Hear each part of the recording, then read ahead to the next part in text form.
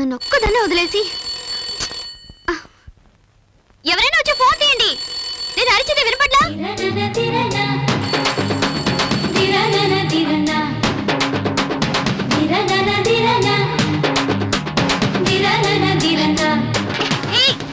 వీపు దొరకగా ఉంది.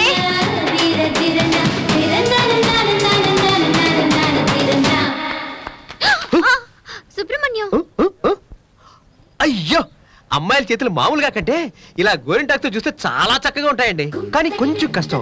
గోరింటాకు పెట్టుకొని ఇలా ఒంటరిగా ఉండడం అంటే మహా కష్టం.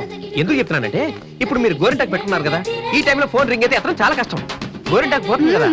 ఇప్పుడు వీపు దురద వచ్చిందండి, మామూలుగానే గోక్కోలేం. అదే గోరింటాకు చేతులతో అయితే అసలు గోక్కోలేం కదా. మీరు ఇంట్లో వాళ్ళందరినీ పేరు పేరున పిలుస్తారు. ఒకవేళ ఎవరు రాలేదనుకోండి, అప్పుడు ఏం చేస్తారు? అదిగో ఆ మూలకు వెళ్ళి ఏ గోడకో బీరువాకో మీ వీపు రుద్దుతారు. సడన్ గా గాలేసి మీరు వేసుకున్న బయట అలా లేసుగా జారింది అనుకోండి, అప్పుడు మరీ కష్టం కదండి. అయ్యో, దానికి నాకు ఏ సంబంధం లేదండి. ఒట్టండి, ఏదో మాట వరుస ఫ్లోలో అనేసాను అంతే.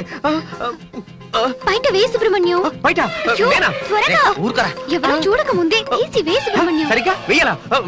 వచ్చేస్తారు, త్వరగా వే సుబ్రహ్మణ్యం. ఏంటండి మీరు అన్నది? నా వల్ల కదా బాబు. ఏం పర్లేదు, నేనే చెప్తున్నానుగా, త్వరగా వే సుబ్రహ్మణ్యం. నాకు సిగ్గేస్తుందండి. వేసేస్తే సిగ్గిపోతుంది. ఆలోచించకుండా వే బాబు, నీకు పుణ్యం ఉంటుంది. వే.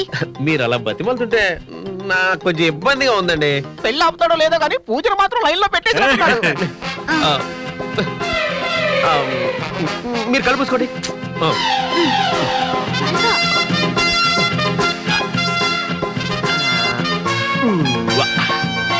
ఇప్పుడు కళ్ళు తెరవండి.